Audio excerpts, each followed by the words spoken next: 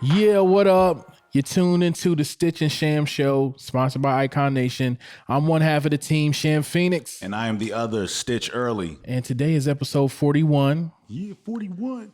So welcome back, folks. Again, we're here on our new set, the 2021 set. You know what I'm saying? You know what I'm saying? New things. New things. We doing new things. And speaking of doing new things, there's a new meme on the scene that has taken over the world. Yeah. So I'm pretty sure we've all seen by this time, we've all seen the inauguration. Yeah. We've all seen the transfer of power, so to speak. Yes. But it got me to thinking, right? Yeah. It got me to thinking, and I was like, oftentimes like we kind of scoff at failure. Yeah. You know what I mean? Like we'll look at even failures in our own personal lives and things that we failed at, whether that be ideas, whether that be relationships, like whatever it is that you failed at. Yeah. And we be like, man, that sucks, man. I failed. Yeah. But there's oftentimes, depending on how you look at things, where your failures can become almost sometimes like your greatest successes or the things that put you in front of the people that you didn't expect for it to put you in front of. And so looking at the Bernie Sanders meme. Oh man. It's literally the first thing that popped in my head was like, Bernie Sanders lost the race. Yeah. Like he didn't even get, he kind of got started, but he didn't. Yeah, he didn't even really get out the gate. It was just like, hey, we gonna go with Biden. Like, you know what I mean? So, but in the last few days, I have seen Bernie Sanders more times than I've seen anything else about the inauguration. I haven't really heard anything about Biden and Kamala. No. But from when I've watched ESPN to when I've watched, just regular news networks to where if I go on Instagram, Facebook, anywhere, I have seen Bernie Sanders everywhere. I have seen Bernie Sanders with Wu-Tang. I've seen him at the UFC. Like, I've seen Bernie Sanders everywhere. Somebody had where they had the fold out, like the pop out chair. And when they threw the pop out chair, Bernie came out. It was sitting on the lawn. Boy, I hollered. I couldn't stop laughing. They put him, they did the Forest Hills Drive and they put him on top of the house that J. Cole was. I saw that. Because to me, before I saw like the Wu-Tang one, to me, the J. Cole joint, I was like, yo, that's the top joint. The Wu-Tang joint was hilarious. The Wu-Tang joint was hilarious. It was unexpected. Yeah, because it was unexpected. I think that's what makes the best meme. Like when it's unexpected, where you exactly. like for real, it was like that. What word? And then somebody did. You remember? What is the name of the movie? Tay Diggs was in it. Best Man. So you remember in I think it's Best Man. You remember in Best Man in the bachelor party. At the bachelor party. So somebody took the dude out and had Bernie chilling on the chair about to get a lap dance. And these might be some of the best memes ever. It almost in the sense of like the Jordan crying face, like those joints that we see often. But the Jordan crying face emoji. Crying face was kind of like whack jump. Well, no, but I'm talking about in the sense of what it became. Like anytime somebody was sad, somebody threw a Jordan face emoji on it. Like anytime somebody was crying, lost the championship, got arrested, or throw the Jordan face emoji. Yeah. Now I feel with Bernie, from now until who knows, Bernie is going to be at every major event that happens. Anything that happens, Bernie going to be there. Yeah. Bernie going to be at people's baby showers. Bernie done been at the movie theater. Yeah. Because it was, and I think it's even such a relatable pose, right? Exactly. Like I'm just chilling. It's cold. I'm waiting. I'm not thinking about nobody. I'm just chilling. And then the fact that it was on a white background and it was all dark. It was the perfect thing to cut out and just be like, yo, we could place this joint wherever. It was an Adobe Creative Studio blessing in disguise. Exactly. Yeah, that joint, they have placed him pretty much everywhere. But I think you had like Jordan Face was one. Conceited. For those who don't watch battle rap or Conceited, the Orc face. The Kermit the Frog. Yep, that was joint. Yep, that was another one. So it's like certain joints that became like staples where it's like you see it and you're like, oh, there he go again. Like Nate in a week span. The Nate Robinson knockout. Yeah. It didn't last long. Nate's came and went. Yeah, but the way they where they would pose him or put him, that joint was the UFC joint, man, with Bernie, where he got the dude in the submission. Bruh. Like, yeah. So they perfect. So it's one of those things that, like I said, it had me thinking and just like, man, sometimes taking an L ain't taking an L. If Bernie right now decided to make a political run on anything, people will be willing to listen to him because they'll be like, Bernie, you're the hottest trending thing. And for people who there's people who probably don't know who Bernie Sanders is. They know that. And they're like, yo, who's this dude that everybody's supposed to? Oh, yo, that's the mittens dude. And that's exactly what it becomes. The mittens dude. That's the mittens dude. Yep. And I think like that's so crazy because like when you think about like you said, failure, right? And like maybe not in this instance, but in most instances, whenever you do fail at something, most times you walk away with something like a lesson, right? You're like, oh, you know what? Maybe I shouldn't like roll down the window and throw oranges. Like you, like maybe I shouldn't, because this is one probably everybody has done. This is because when you said roll down the window, this is probably maybe I should slow down before I spit out the window. Yeah, because I'm going fast and now I got spit on my back window, and now I'm just slowly like sliding across my back window, and now I got to clean that off later. Yeah, so maybe I should think about certain things before. Exactly. So that's the thing. Like maybe not in this instance, but like I don't know. Like maybe Bernie can flip this into something. Yeah. I feel like he will because he's a real charismatic type of guy. Yeah, and even if it's just visibility, like even if it's just that thing of like, man, now I got the masses. I got the masses, and I think the difference between this meme and probably the Jordan meme is like, I don't know how like happy Jordan is about the Jordan meme. Like, because we use the Jordan meme for failure. Yeah. Like in failure in the sense of like you just lost. Yeah, you just like you lost the championship or you're crying or so it's like we're gonna use the Jordan meme. Whereas like with the Bernie joint, it's been used in like crew pictures. It's been used I'm in the UFC. It's been used everywhere and in so many different instances that I could see it being like used in everything. Bernie might be sitting right here, just like chilling, like you put Bernie right there. Just throw Bernie right there. Yeah, it was hilarious because I was like I remember watching the inauguration and looking and like they panned to Bernie, and immediately in my head I was like, oh, they about to flame Bernie. Yeah. Because Bernie looked like somebody's granddad watching a soccer game. He was just chilling. And he was really just he was chilling. He really was just chilling. Like, I'm here, I'm waiting for it to get started. And he had I don't want nobody like, hey, I ain't here just leave me be. I came here, it's cold out this joint. Hurry up and get inaugurated so I can go. So I can roll out. Exactly. Yeah, so I thought it was hilarious. I just didn't think that people were going to use it as much as time it was like wildfire, son. Yo, they did the Fresh Prince of Bel-Air. He was sitting in the Fresh Prince of Bel-Air jail. And I was like, yo, they did them in the Lincoln Memorial. Like it's like it was like wildfire. It was like one of those things that caught and just to where from years. If Bernie never does anything else politically, this will last forever. It's like that's one of them things that it's gonna last because I think the conceited face that joint was. Like, I remember the battle that joint was in. That joint was some years ago. And that joint still gets used. Yeah. Jordan meme, that joint still gets used. So it's one of those things, that was just like he took a L, but he went in right now. He went viral. And which is something that there's a lot of people that try to go viral. And it it never happens. All he did was just chill. Up. I just showed up with my mittens on. Like Bernie wasn't like, yo, when I leave, I'm gonna put these mittens on because when I go, I know they gonna get these knitted joints. Nah, Bernie went and got his knitted mittens because is Bernie married? I don't know, is he? I'm not sure. Cause like them mittens look like something like if you had an older wife, like your wife might have knitted them and said, Bernie, you better put these on for you go out there. Somebody made them mittens, and that is for sure. Exactly. So that was kind of like I think the biggest thing. Yeah, that was happening this week. Yeah, that was the biggest. That was the situation. I think outside of Biden's.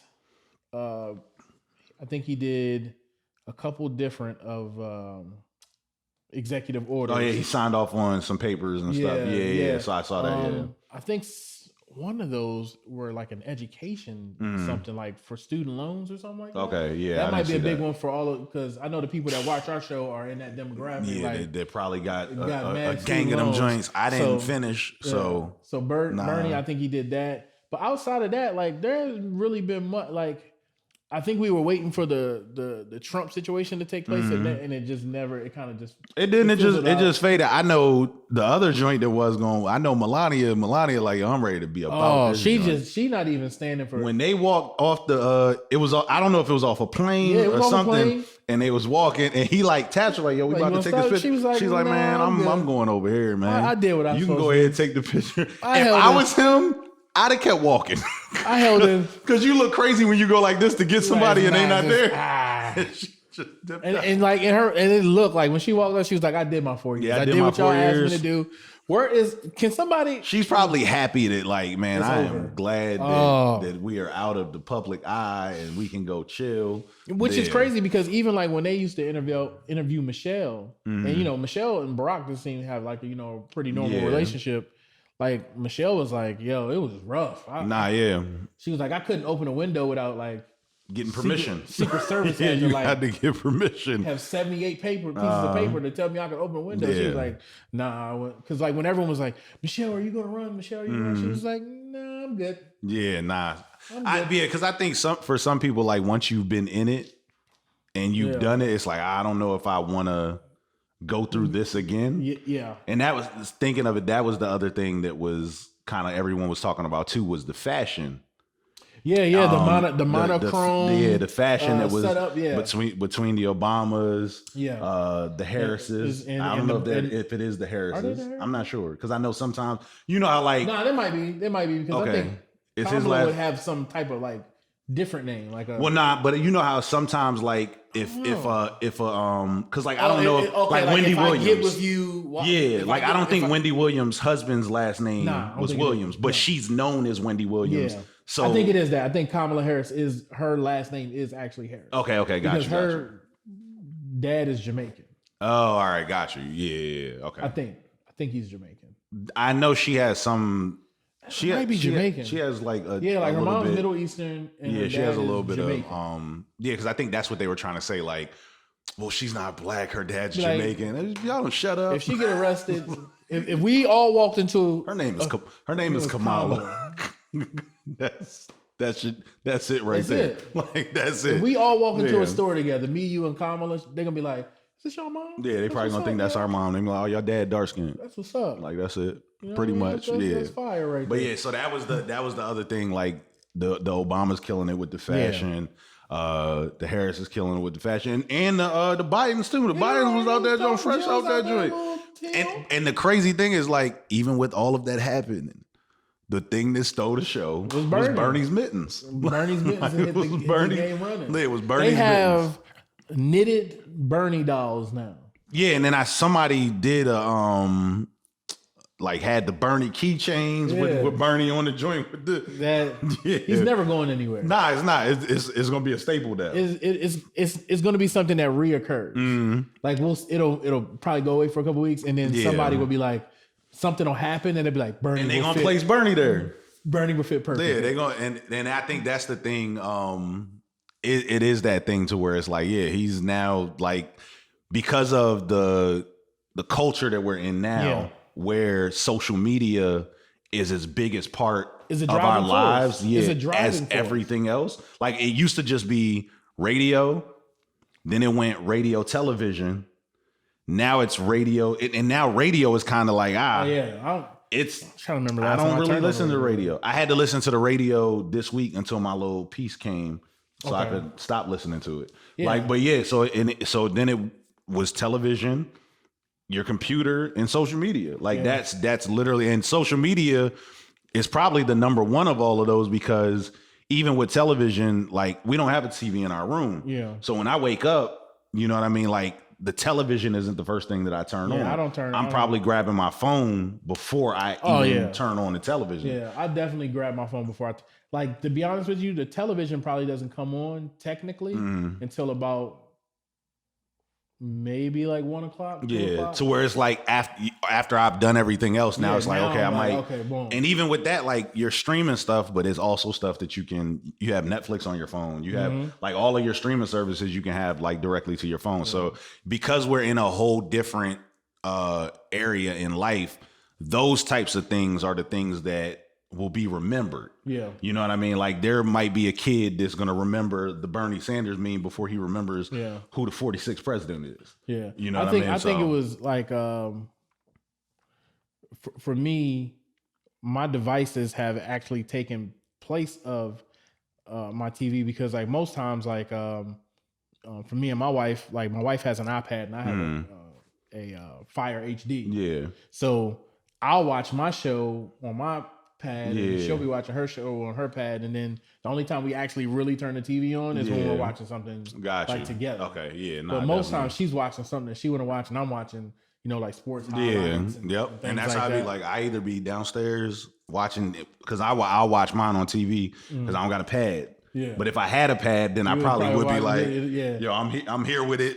You know what I'm saying? I got so many devices. Because it's easy access. You know what I'm saying? Like it's easy access. So one of the other things I think that kind of, it didn't really compete with it, but everybody has just been waiting to see it formulate and see how it would pan out. And it was the Nets played the Cavaliers. Oh yeah. So I think it was the day after, I think you text me. Yes. And you was like, yo, did you see the Nets game? And I was like, nah, I ain't see that joint. So I went and watched the highlights. And the first game was all three of them. Yeah, first game was all three. You had KD, you had Kyrie and James Harden. That second and game, that joint went into double overtime. Because they just played again, I thought. They played back to back. They lost both of them. Yeah. The first game they went into double overtime. The second game was just a regular game, but KD didn't play. Oh, okay. It was just I didn't see that second game. That first game I watched. Yeah, the first game, that joint was good. Like but it was a game that, so the Cavaliers are the worst scoring team in the NBA. But you know why I think that is? I think what happened was they were splitting time between Darius Garland and Colin Sexton, right? Yeah, they were running a two guard, kind of like trying to recreate that the Portland Trailblazers type of roster. And then Garland gets hurt. Yeah. And then you get two really good defensive players, and then Jared Allen is a really good defender. Jared Allen out that joint, he dunked on somebody. You could tell when he's dunking on, at least when he played Brooklyn, when he was dunking on them, he meant that joint. He was just run down court laughing like, why'd you even get in the way? So I think what has happened is they finally found a scorer, like a ball dominant scorer. Yeah. And Colin Sexton he's that. Nah, facts. Yeah, 100%. Like he's the that. Give me the ball, get out of my way. Just give me the ball and get out of my way. And I think what happens is when you have a bunch of young players and a young team, a young nucleus, you're also they're in. I don't know. I think they just traded Kevin Porter, who was kind of because he's going to Houston. Houston. I think he's a locker room issue. Well, they say he spazzed out in the locker. So I don't know if it was after one game or something like that, but I guess he was mad about something, and he had food and stuff, and he was throwing food, and then I think the higher ups came in, and he was like, people thought it was gonna like die down, and he was like, nah, son, this is just I don't care about y'all neither. Exactly. Yeah. And it was I think it was Matt Barnes was talking about, you know, sometimes when you have a young player like that, they may not understand, especially when they come from certain circumstances. And that's what he was saying. He's like, when you if at the crib you always, this is how you responded and acted to stuff, this is gonna be normal to you when you I've made it forward to the NBA thus far like this. Yeah, and like I've been I haven't changed anything. Yeah. So you know what I mean? So that's what they were saying. So I think for Cleveland it was one of those almost like James Harden type things. Like we're just cleaning up all this stuff. Let's just go ahead and move forward, because we seem to be finding some cohesion with I would say to the Cleveland Cavaliers, let Colin Sexton do what Colin Sexton do. Give him the Kyrie green light. Kyrie could not guard Colin Sexton. Nah, because he 20 straight points. like 20 straight points, 20 back and to I back. think that's why they were trying to run a system that wasn't fitting. Yeah, that didn't fit his game. Nope. And what we talk about oftentimes, like in sports, is like systems can make or break a player depending on the player. Let's look at Chauncey Billups, right? Chauncey Billups is drafted 4th in the 97 draft. It might have been 97. I think it was 97. Yeah, because I don't think he was a part of the one joint. No, I think that was the year before. Yeah, was Vince Carter in the 97? Vince Carter was in the 97 draft, I think. He was in which one Vince Carter was. I know Vince Carter because Vince Carter went when I was in Japan. Nah, because Vince Carter went. I think I was in Japan when Vince Carter went because I was a North Carolina fan. And it couldn't be 96 because 96 is Irish. It might have been. It might have been 97. I think it was 97 because he was in the 99.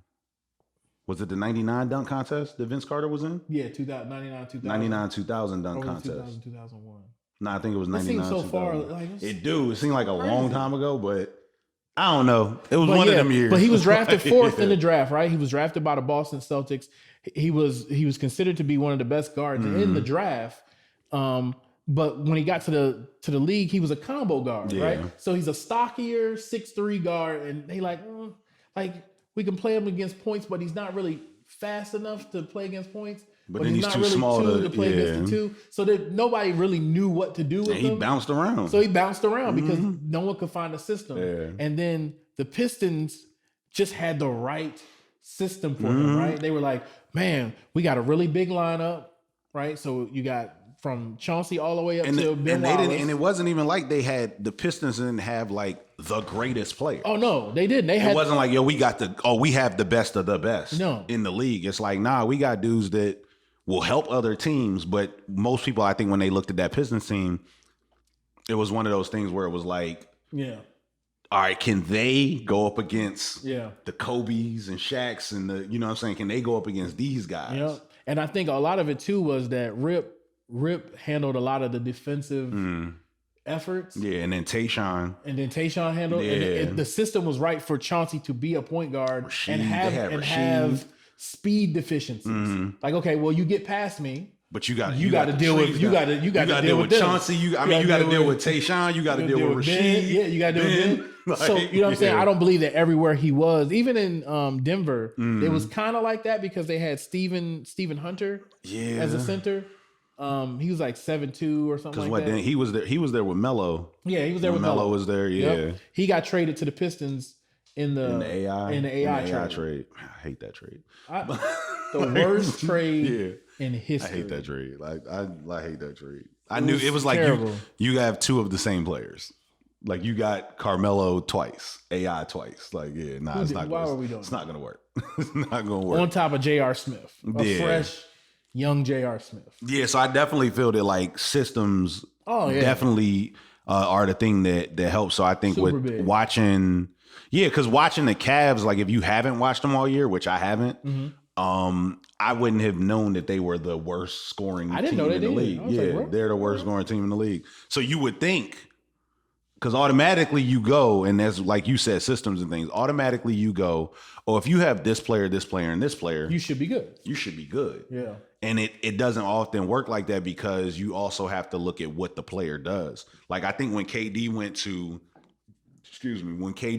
Golden State, it was different because the ball doesn't stick in Golden State. No, it's moving. It's always moving. Where the problem was in OKC was that Russell Westbrook wasn't the Russell Westbrook we saw in the more latter years. Where I'm dishing the ball. I'm gonna facilitate. The ball was sticking and he was taking a lot of shots. Like I feel that if Russ could have become the Russ that he became without KD, and was able to like tame the that energy.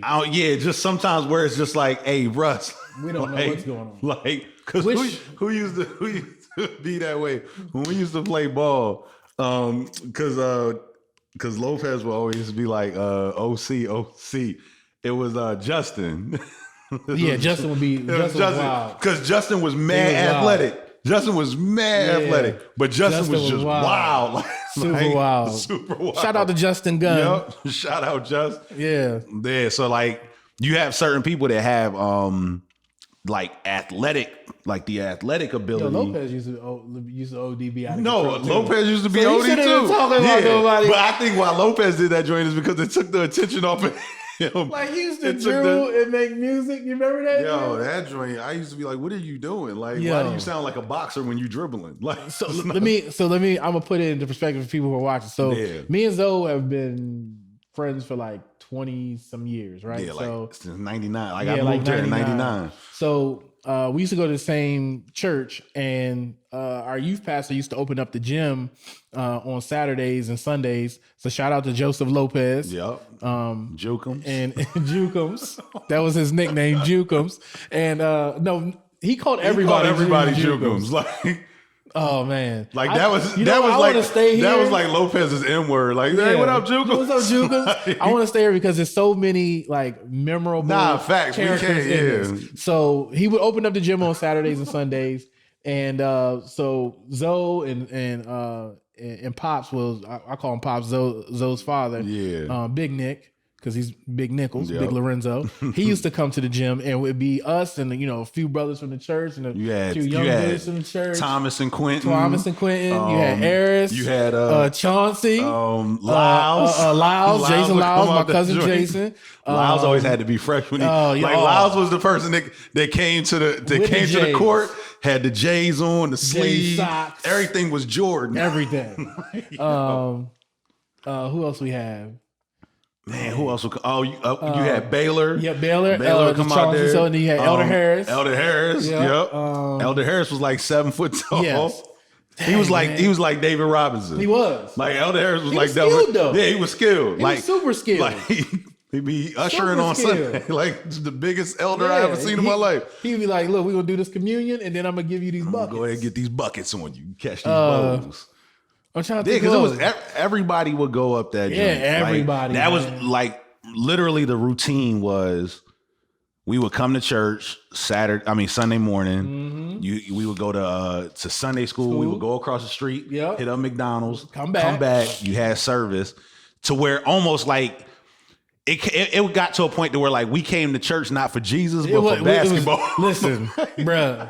We wasn't thinking about God or Jesus. Nah, we was like, yo, who at church today? Who gonna get this wreck today? Who gonna be able to hoop today? Because if I didn't see you at church, I'd be like, oh man, you're not coming to the gym? You ain't coming to ball. Because you got to think, back then, like I said, this 99, 2000. Yeah, we didn't care about we didn't have no cell phones. Yeah. Like I didn't have a cell phone. So you had to either verbally catch somebody or you had to hit them when they was at the house. So that they knew, and then we wasn't driving yet. Yeah, you know what I mean. And matter of fact, I would say by 2000, but 99, we wasn't. Like you know what I mean. We was walking everywhere. Like unless you had a bike. When I say walked, all across Frederick, Frederick. Because originally when I moved here, I was out Park Place, over by Carroll Park Manor. Yes, and I used to have to walk to Dietrich to go catch the bus for school. Yeah. So I remember missing the bus from TJ and having to like walk from TJ out Bogman's Lane. You know what I mean? And I know you used to walk from out Overlook. Just like he would just walk. That was just his normal routine. Like if he missed something, it was like, oh yeah, I'm gonna just walk. There was no like sign of panic or anything. I had never in my life until my adult years waited on somebody to make a move. It's like I'm about to get to wherever I'm gonna get to where I need to go. But that was like literally that was on Sundays. That was the thing because back then, like, man, we just played ball all the time. So it's like girls would come to the gym. Yep, exactly. You know what I mean? So then when girls came to the gym and they on the side, so now of course you had some people that's really playing ball, and then you had some dudes that's like, I'm playing for the girls because the girls is here, so I'm playing for the girls. Like, so you had just the combination, and then you had so many like personalities. So it's like.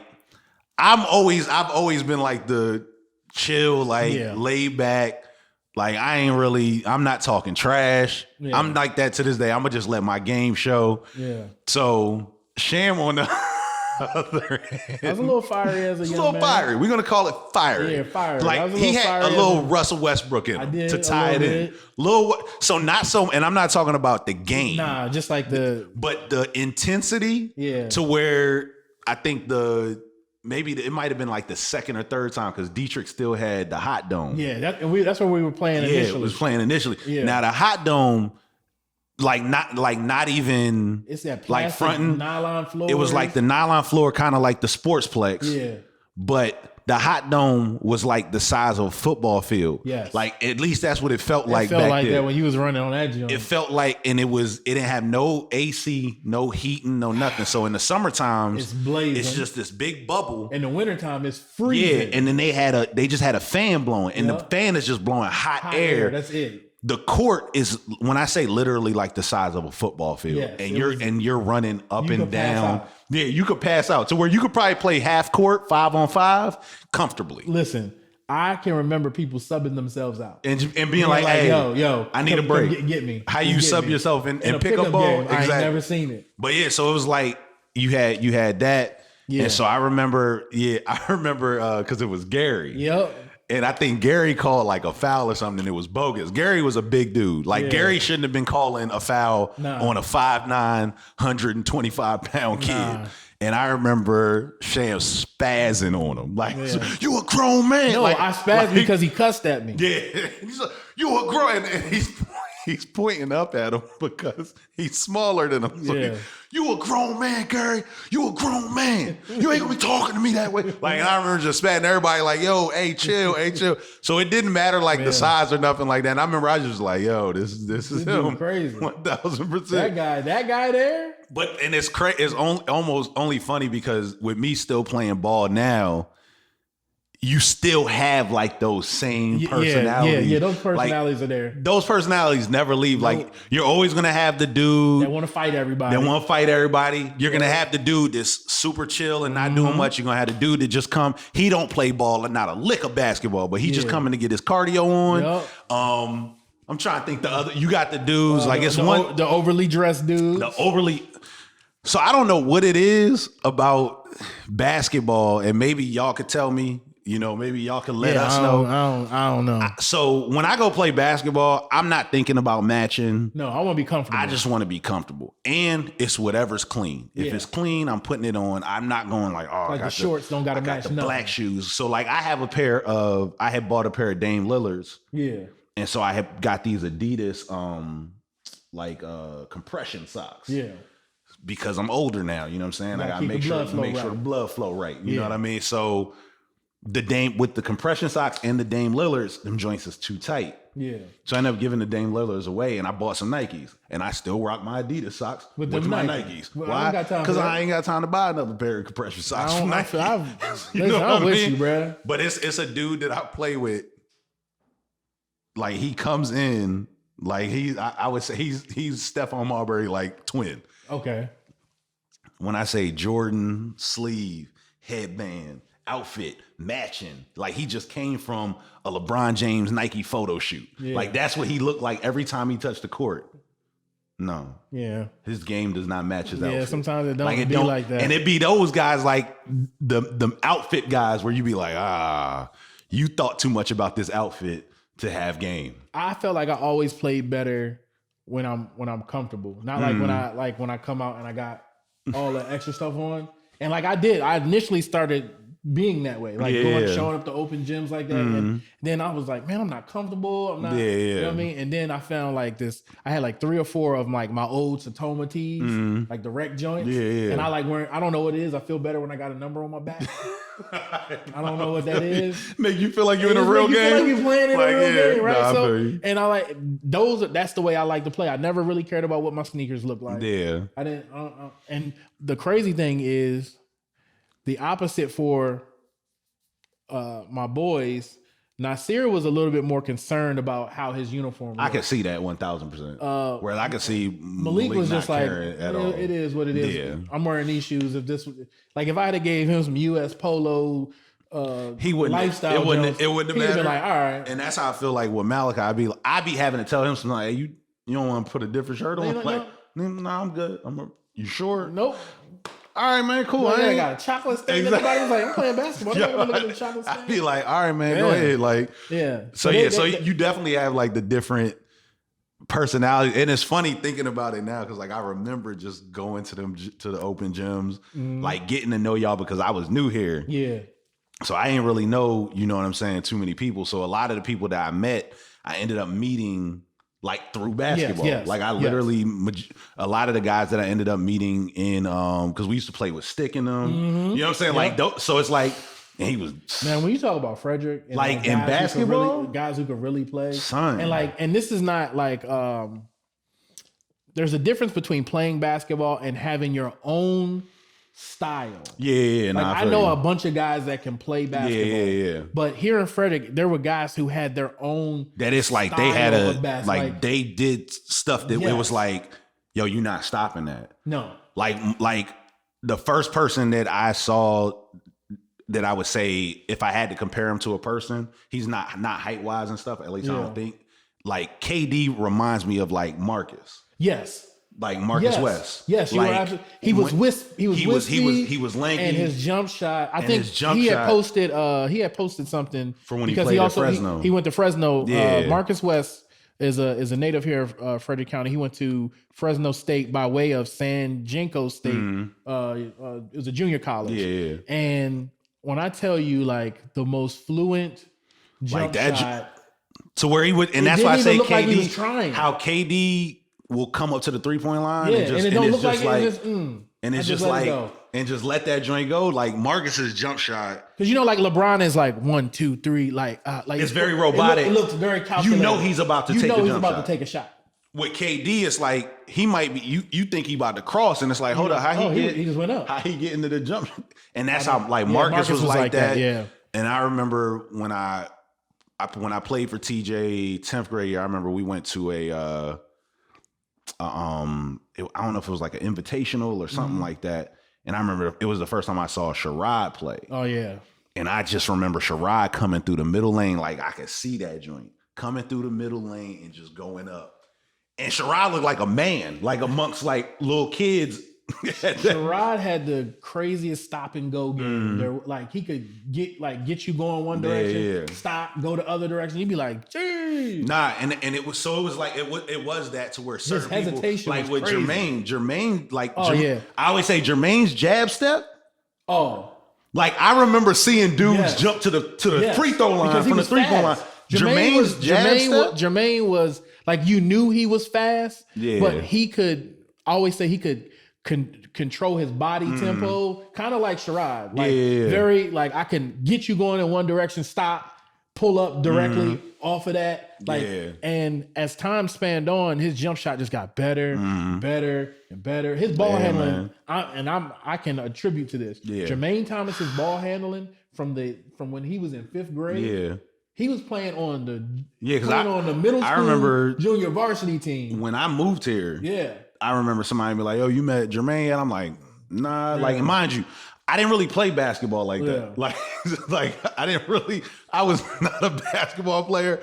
When I was in Japan, like I shot basketballs, but I didn't really play like that. I remember him being like, "Yo, you met?" I'm like, "Nah." He's like, "Yeah, it's this dude. He 9th grade. He played varsity. Like, and he been playing varsity since 8th grade. Yes. Like, you know what I mean? I mean, like his ball handling. It's like getting to the basket. When you are, because you got to think about this, Jermaine probably was like, I might be overshooting, and Jermaine might be able to watch this and tell me if I'm correct, but Jermaine might have been like 5'8", 5'9" in the 5th grade. Oh, okay. Yeah, because when I got here, like me being tall now, like my height relevant to everybody else's. Because when I got here, I wasn't like taller than anybody. No. I wasn't tall. Like you could have never told me I was going to be the height I am now. And I remember just seeing them, another one, Rashad Wells. Oh yeah, Rashad Wells was, you know what I'm saying? So I remember seeing those guys and being like, I don't know if basketball, because like they all look like basketball players. Like even though like Marcus was a little wiry, you know what I'm saying? Like his game though. You know what I mean? Rashad was a little bit, and you know how sometimes, like I was telling you the other day, when you're a certain age and you're looking at certain people, like they can seem a lot larger than life, and then you be like, "Oh, he wasn't even really that." You know what I mean? I'm gonna tell you who this is a sleeper. Most people will probably they'll go over this in their head.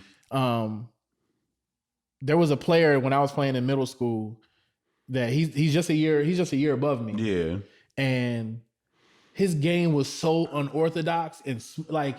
He was so smart as a basketball player, And I'd just be like, yo, how do you know to do that? Like, there's this kid named Uhrise.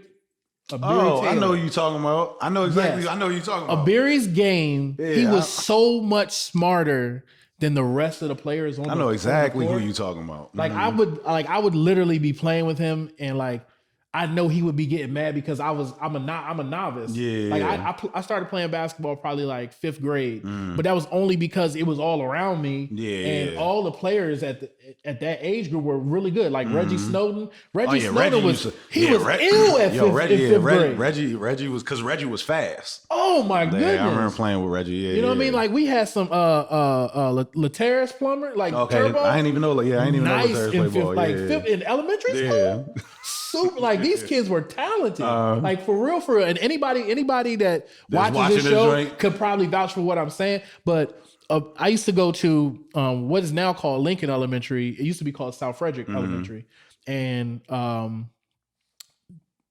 want to say Daryl Whiten, or it might have been Dwayne. It might have been both of them.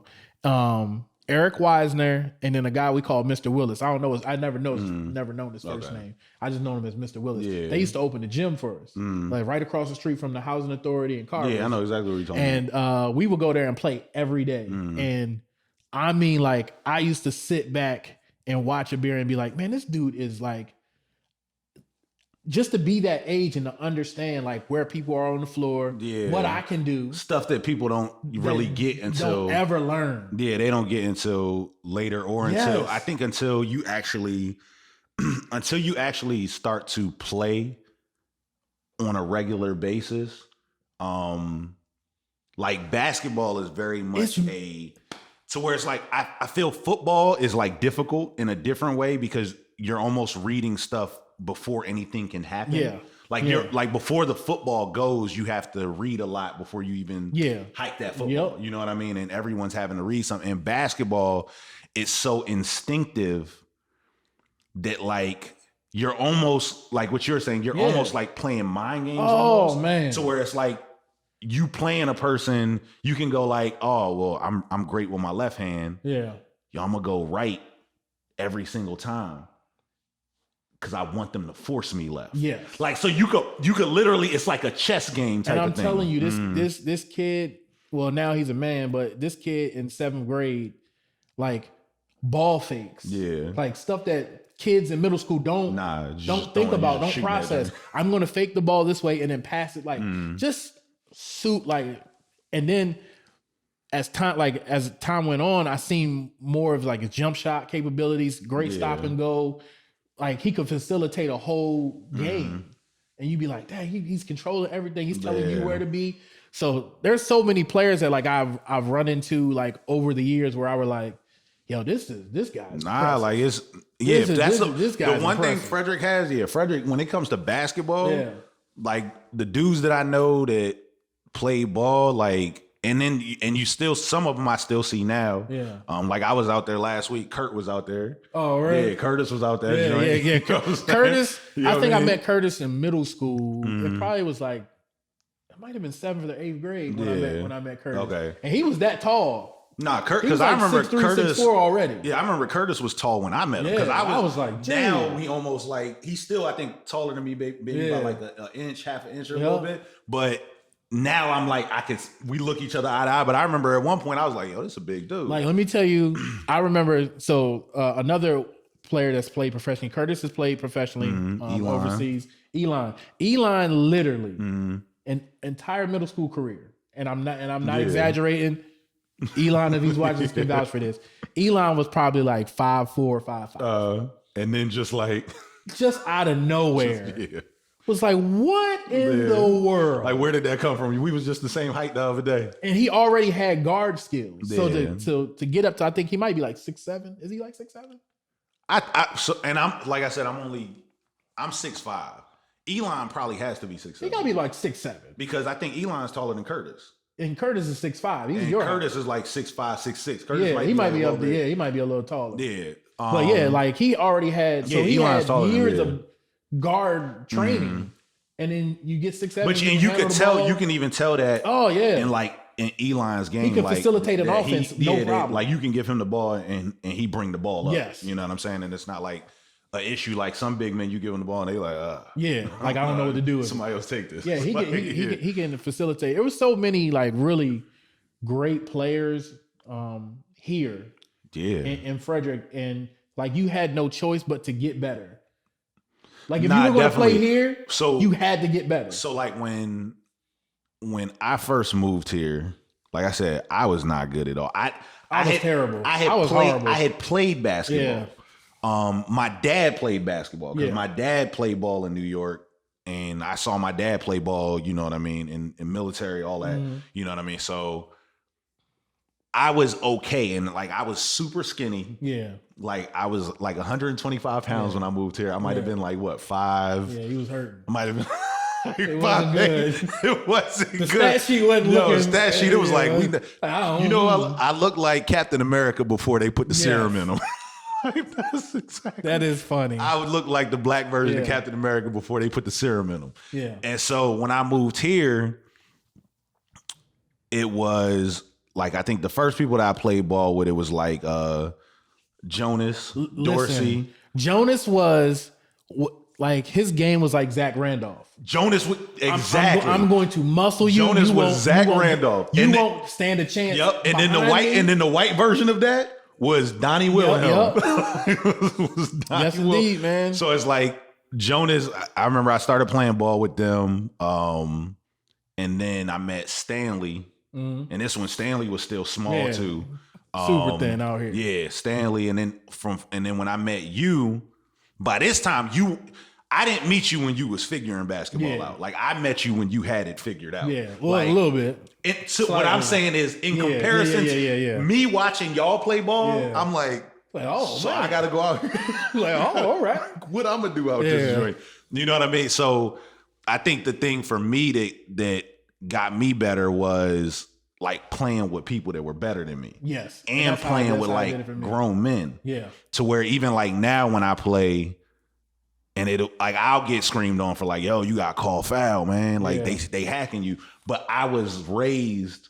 Yeah, don't call nothing. Don't call nothing. You don't call anything. You play. You play. You should have finished it. And if you didn't finish, you should have. Yeah, you should have. You know what I mean? So I tend to just play. Like, you know what I mean? So, but yeah, so it's like seeing y'all, and then I had to almost like learn on the fly. Cause like you said, being in Frederick, if you were gonna play, you gotta be good. If you gotta be good. You know what I'm saying? So you have to be good. I would say you have to be good at something. You have to be good at something. Yes. You don't even have to be the greatest all around. And I think one of the things, like I've played with guys that like they have to have the ball all the time. Mm-hmm. They, you know what I'm saying? For me, it was a thing of like, I'm gonna look at my team and I'm gonna go, yo, if I got Marcus West right there, you know what I'm saying? I got Mark over there. I don't really need to shoot much this game. Yeah, like I'm going to look and I'm going to assess and go, I don't really, so I'm going to amp it up on defense. I'm going to amp it up on rebounding, blocking shots, like on all of those other things. You know what I mean? So it's definitely one of those things that in basketball, you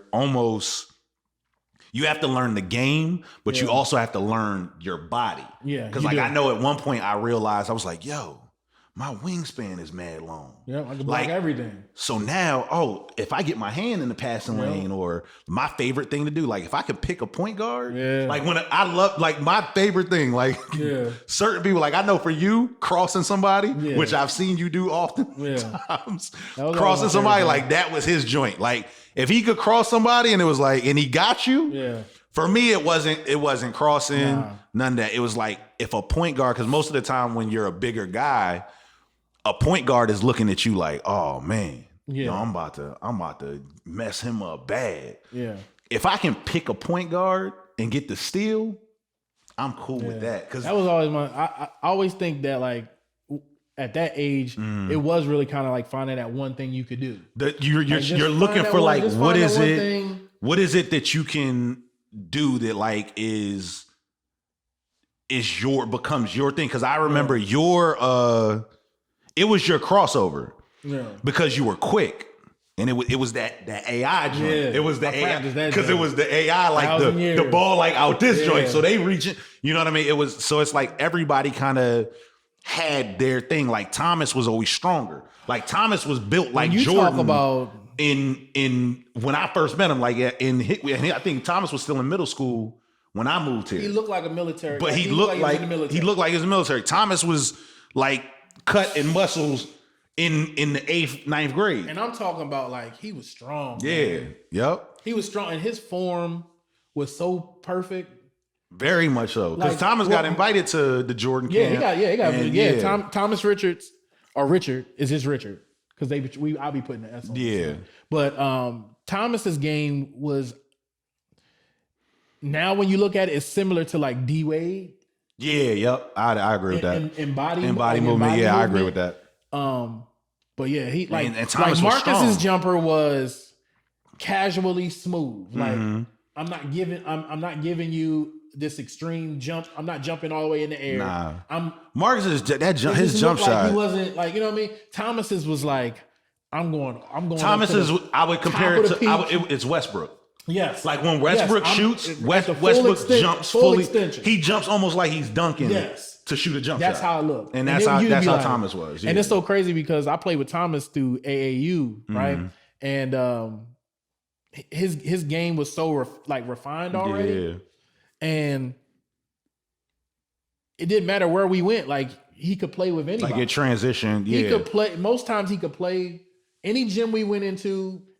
Yeah. He was gonna be all right. And he was one of those people, like some people who are just like physically gifted. Yes. So Thomas wasn't tall. No, but he was athletic but his athleticism and his size allowed him to do certain things. And I would say that same thing like Donnie and Jonas. Yeah, their size they were physically for what they opposing. were. Like I remember being on that 10th grade team. Like I ain't start. Listen. But I shouldn't have started because like the size that I was in comparison, I was like, yo, how is these dudes this size? Jonas is one of the only people I know that had a back to the basket game. Yeah, at a young age. At that age, yeah. And you throwing the ball, and back then it wasn't the turnaround face up. It was back to the basket. I'm gonna give you a little shimmy, and then I'm going up. I get you with the hook, the elbow hook, and spin you around. Yep. Like Jonas was nice. Yeah, definitely. Nice. Like I had to go against him. And he could shoot too. I had to go against him in practice. He's a pretty good shooter. Yeah, to be honest with you, he could really shoot too. And that's the thing. Like a lot of guys, like for like someone like me,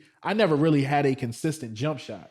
I got to get to the basket. You were to the basket, and you would shoot every once in a while. But majority of stuff I remember about you was I got crossover to the basket. Crossover to the basket, which is so crazy because my son Malik is the total opposite. Okay, Malik, he can get there, but he can shoot. Malik likes to shoot more than you did. But I think that's probably just a product of where the game is, though. I think the game, but I think also you were bigger than Malik. Oh yeah, I was. I think Malik going to the lane, he's like, man, it's trees down there. Yeah, you like, I'm one of the trees. Yeah. Like I'm gonna go there. You know what I'm saying? Because I think the same thing for my son, for Malachi. He has everything that I wanted. Yeah, and you didn't have none of that. Like I have none of that. He can like back he's you in down. the 10th grade. He's 240. Yeah, he's back. He's 6'2", 240.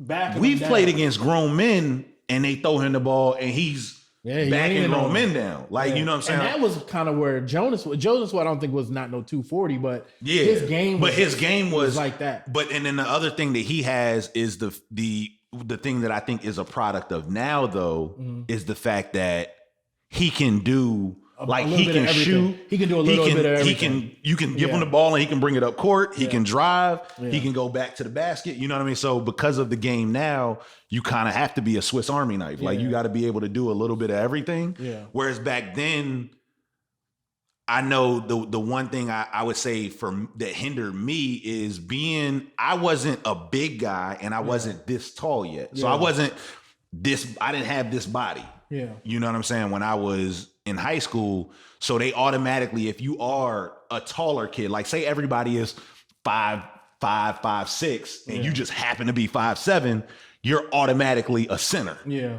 Now we don't want you dribbling. We don't want you. Yeah. Now they're not like that. It's not like that. So it's like for me, I had to learn how to dribble and do all the other stuff. Yeah. On Sundays and when I was playing Satoma and you know what I mean, playing ball outside of the actual like practice arena. You know what I mean? So it's like I had to learn that stuff elsewhere. Whereas now you have kids that are learning that, that's I know when Malachi, like his coach will put him half of the practice with the big guys, and then he puts him half of the practice with the point guards. Okay. You know what I mean? To where it's like, nah, we need you to be able to have both. Yeah. I think like the biggest thing that I tried to teach my boys was the intelligence of the game. Like Nasir was really athletic. Nasir, I want to punch Nasir in the face. I hope you watch this and that you see it. He could, because Nasir was athletic. He could jump, man. Yeah. I'm talking about his second jump. Yeah. To miss a shot and then be able to hit the floor and get up. He would be up before. I've gone to like several AAU tournaments and be sitting in the stands and just saying to my wife, like, yo, this John is crazy. Yeah. Did you see how fast he got back up there to get? Like, I had to tell him, stop shooting jump shots. Learn how to box out, and you will score 15 to 20 points a game. Because you're going to get the rebound. Because you're going to get up there. The putback. And that's what happened. I think he got in the realm of like 10, 15 points, just getting rebounds and putting it back up. And I think that's the thing about like sports is like you have to want it. Yeah. Like sports is definitely a you have to want it type thing. Like, and I think the thing that I didn't have because like I started playing basketball just because the people around me played basketball. And that was like I didn't play basketball because it was like oh man, yo, I'm trying to make it to the league. I'm trying to I played ball just because it was like, oh man, you look like you should play ball. All right. And then I played, I liked it. Yeah. But it never got to the point. And I think too, you oftentimes like can psych yourself out. Like if back then, like if I was to redo it, and back then I knew like, yo, you're gonna be 6'5", 260, like, and you could get up and down the court and you can do all that easy. It's like, oh snap, all right, maybe I should. A difference. Yeah. You know it's like for me, like my mom's boyfriend at the time was involved in Satoma, so I was hearing kids talk about it at school, and then when I got home, my mom's boyfriend would be like, do you want to play Satoma? And I was like, yeah, if you'll sign me up, I'll do it. You know what I mean? So the initial person that signed me up for Satoma was my mom's boyfriend. And I just remember in my mind, once I started playing, I'm the type of person like once I do something, I want to be good at doing it. I don't think I had like a passion for the NBA or anything like that until I got like 8th grade, 9th grade. Then I started thinking like, people would compliment me like, well, you can do this. Because man, if I can get better. Yeah, because and that's why I said like you were one of the people because I saw you probably more than anybody else that I was around. Like majority of the time we was around each other, like we was playing ball. Yeah. You know what I mean? So going to like your Satoma games and things like that, it seemed like, yo, he's nice. Like, you know what I mean? Like, if he keep getting better, right? Keep getting better. And that's what I was thinking. Yes. Because I never came into it like that. And like, I remember my first year playing Satoma, I played with this kid named Aaron Tribbett. They called him AT. And he was like super nice. Yeah. Like he was like at that, like, like 5th grade nice. Like, is because you're looking at you like, yo, he dribbled between his legs and behind his back. Like, whoa.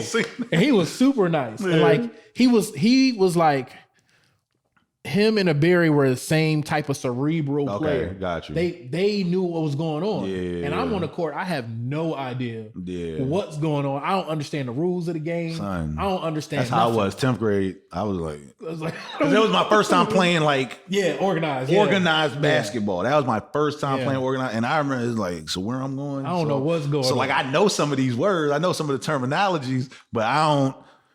Yeah, so it definitely was that. That was my biggest downfall is I didn't really understand basketball until I became an adult. Okay, got you. And that's the reason why for my youngest son, Nasir wasn't really, he was just like, Dad, I'm not going to be doing this for like life. So yeah, Nasir seemed like he was just kind of like, I'm doing it because my friends is doing it. Yeah, and then I'm Malik is a lifer. Yeah. So once I started seeing that, I started saying, I don't want him to be in the same position I was where I didn't understand the game. Yeah. So I didn't even, that could be the worst thing. Didn't even worry about drills or shooting or any of those things. I went directly to, we gonna watch tape. Yeah.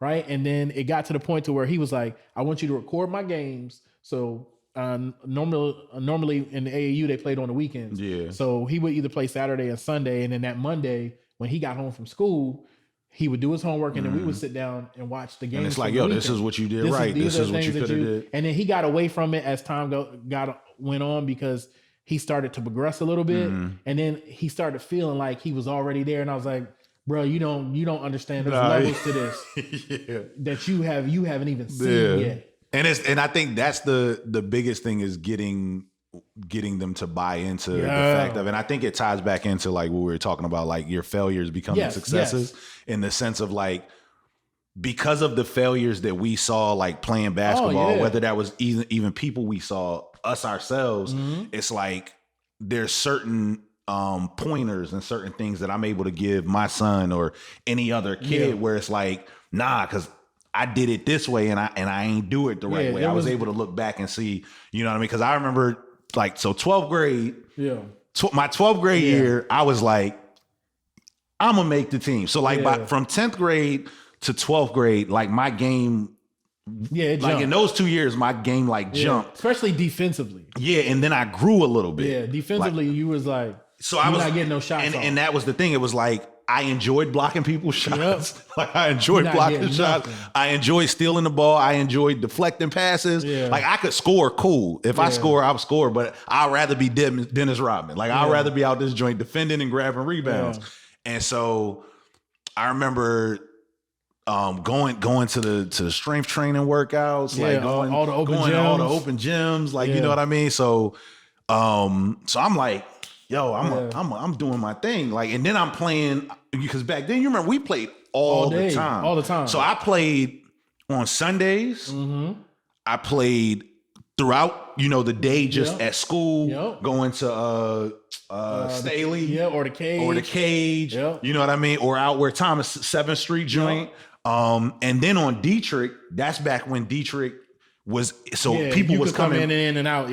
In and out of Dietrich. So like on Dietrich, you had dudes coming from FCC to Dietrich. You had Frederick High, TJ. Like, so a lot of people was coming to Dietrich and they would play twice a week. It was Tuesdays and Thursdays. So I'm playing ball all the time and I'm playing against different people. So I'm getting better.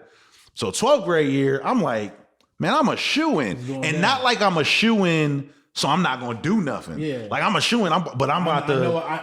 You were confident in your I'm confident. And so I remember going to the first tryout because Stanley, Noah, they all tried out. So we all try out. So I make the first cut. So I'm like, oh, bet. So I remember talking to Jermaine and them, and it's like, yo, like you gonna be straight. Like, yo. So everybody's kind of already talking about the season. Like, yo, we gonna have a good season, whatever. So then I remember second tryout. Boom, second tryout, busting my tail. I rode my bike because I didn't have a ride to the second tryout. So I had to ride my bike from out Walnut Ridge to TJ. So I ride my bike out that joint, boom, get there. Cause you there too. So you know what I'm saying? So it's like, so boom, so second tryout. So I remember at the end. I know, this one was so whack. And I think I was the only person that got cut. Like, it's just like it was, and I remember being in the locker room, you see people like cry after stuff like that. You'd be like, what are you crying? I remember being like, I was hurt because I was like, yo, I did everything. Yeah, I felt so bad. Like I did everything. And so you could see like there were certain people that like, I think we all felt bad. And that was the thing. It was crazy. And I think that's the thing that made me feel better was it was like, okay, it's not just in my head. Yeah. I'm not just sitting here thinking like, I should have made it. And the person that came up to me, I remember I'm in the locker room and I'm like, putting my stuff on. I remember Kevin Reinhardt came in that joint. And it was two things. There was one thing that was like, shut up, get away from me. I want to hear from you. And I remember him being like, yo, like, man, you could have took my spot, yo. Like, and I remember being like, oh man, yo, that's what's up. You know, and then I remember seeing Jermaine and everybody coming. Cause I think it was like you, Jermaine, Thomas, like, yo, we gonna talk to coach. Like, I don't know. Crazy. I don't know what happened, And so I remember. But I figured out what happened. I know what happened. For certain people, they probably wouldn't have, felt this way. But it was it's politics. And because he said it to me, Coach Dickman said it to me right before I quit. He was like, the reason why I pulled your playing time, because originally he was playing me, and it wasn't even that long, like 2 games maybe. Yeah, but you was that I was actually getting some time on the floor, and then when he found out, because one day I'm in practice And you know, TJ has the kind of bug balcony. joint. Yeah. So we down there shooting, and he leans over the balcony and he goes, Billups,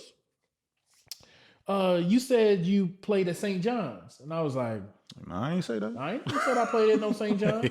He's like, yeah, but everyone told me that you played at St. John's. I was like, no, I played summer league for St. John's. Yeah. Which I did because I was looking to go there. Because then you did the Stu Better. It was, man, what is that coach's name? I can't even think of his name right. But actually, this is funny because Kia's uncle was working there at the campus. Okay. And he's the person that went to the coaches because I wasn't playing. After a while, I didn't like playing school ball. Yeah. I didn't like the pressure of knowing that I felt like I was more talented than a player. And because of certain. And I found out later on in life what it was. Yeah. It was that I didn't really understand the game like other players did. Yeah. It wasn't so much a talent part. It was anytime X's and O's. Yeah, and then I think sometimes too, like what you were saying, like I've seen parents like even now where it'll be like, yo, my son isn't playing because of certain politics or whatever it is and things like that. So I do think that those things are very prevalent, you know what I'm saying, and definitely happen. Yeah, like, but when I said, and the crazy thing is, and you remember, and it was Bible study that night.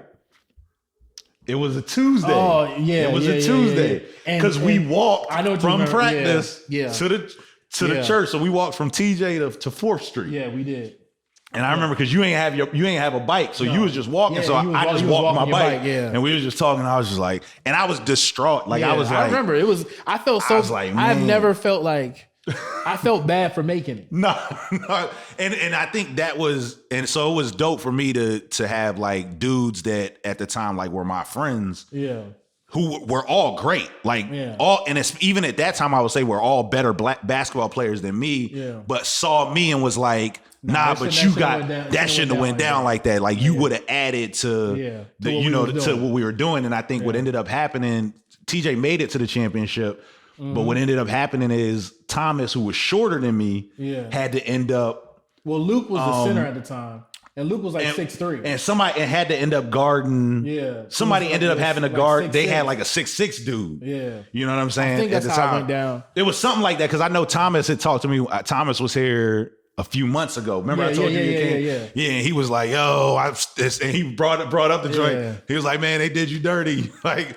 But yeah, so it's like, but oftentimes like we'll look at those failures, like things like that may happen, and we don't sometimes see the successes that came from that. Yeah. Because like honestly, I think if that doesn't happen, am I doing this right now? Like, do we dive into the music and stuff like we did? There were other things that like if and not to say that those things wouldn't have been great. Also, like if Mark goes to the NBA and you know what I'm saying, things like that, those are great things.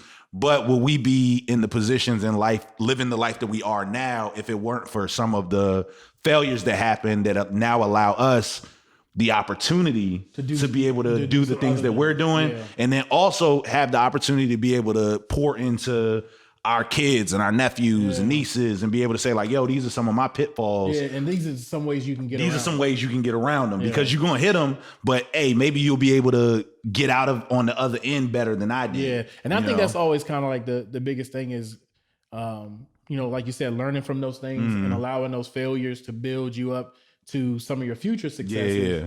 Because now, like you said, you've gotten the experience. Because experience is the best teacher. It is. Unfortunately, sometimes you got to go through things, and you got to bump your head and be like, maybe I should duck next time. Yeah, to get better. So, and like that's why I say, even in this circumstance, like with the show, we've tried to make sure that we are getting better. Yep. Every single time. Changing the set in 2021.